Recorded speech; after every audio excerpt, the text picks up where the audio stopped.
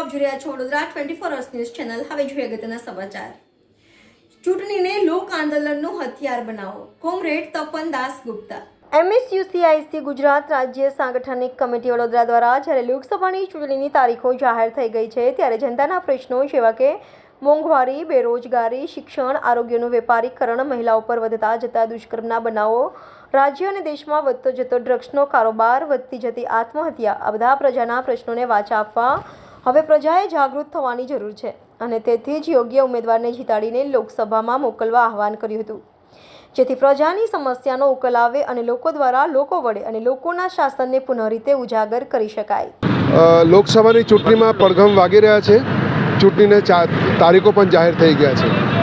એક તરફ કરોડો રૂપિયાની તાકાત સાથે મોટા મોટા પક્ષો આ ચૂંટણીમાં ઉમેદવારી કરી રહ્યા છે।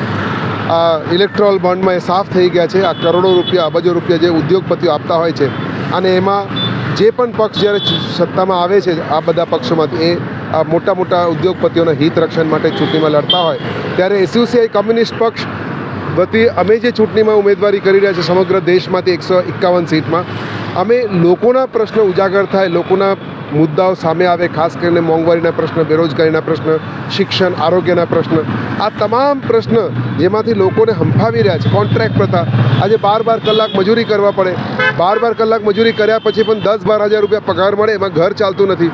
શિક્ષણ મોંઘું થઈ ગયું છે, આરોગ્ય સેવા મોંઘા થઈ ગયા છે। કહેવાતા રીતે આ આયુષ્માન કાર્ડ, આ કાર્ડ, તે કાર્ડ તો બનાવ્યું છે પણ એમાં પણ ખાનગી જે દવાખાનાઓ છે એમના ફાયદો માટે બનાવ્યા છે। એટલે આ ચૂંટણીમાં લોકોના પ્રશ્ન સામે આવે અને જે કોઈ પણ લોક વિરોધી નીતિઓ સરકાર ઘડે છે, પછી આ શિક્ષણ નીતિ હો, આરોગ્ય નીતિ હો, ઇલેક્ટ્રિસિટી બિલ હો, કામદાર માટેના કાયદાઓ હોય, આ બધા નીતિઓમાં જે નીતિઓના કારણે આમ જનતા પાયમાલ થઈ રહ્યા છે એમના હિત રક્ષણ કરવાની આશય સાથે અમે જે સતત લડી રહ્યા છે આ લડતના ભાગરૂપે જ એ લડતને આગળ ધપાવવા માટે જ અમે આ ચૂંટણીમાં ઉમેદવારી કરી રહ્યા છે। વડોદરામાંથી હું પોતે તપન દાસગુપ્તા SUCI કમ્યુનિસ્ટ પક્ષમાંથી હું ઉમેદવારી કરી રહ્યો છું।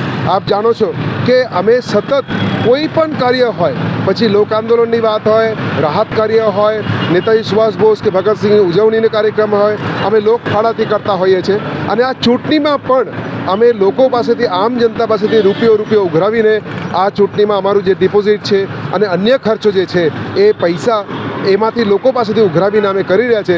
જે જનતાની પૈસાથી અમે લડી અને જનતા માટે કામ કરીએ એ અમારે આદર્શ છે અને એ વાત અમે ભગતસિંહ કે નેતાજી સુભાષચંદ્ર બોઝ કે ખુદીરામ કે એવા ક્રાંતિવીરો પાસેથી અમે શીખ્યા છે અને એમના અધૂરા સપના પૂરા કરવા માટે ચૂંટણી પછી પણ લોક આંદોલન સતત આગળ વધે તે ઉદ્દેશથી આ ચૂંટણીને લોક આંદોલનનો હથિયાર બનાવવાની અપીલ સાથે અમે ચૂંટણીમાં લડી રહ્યા છીએ।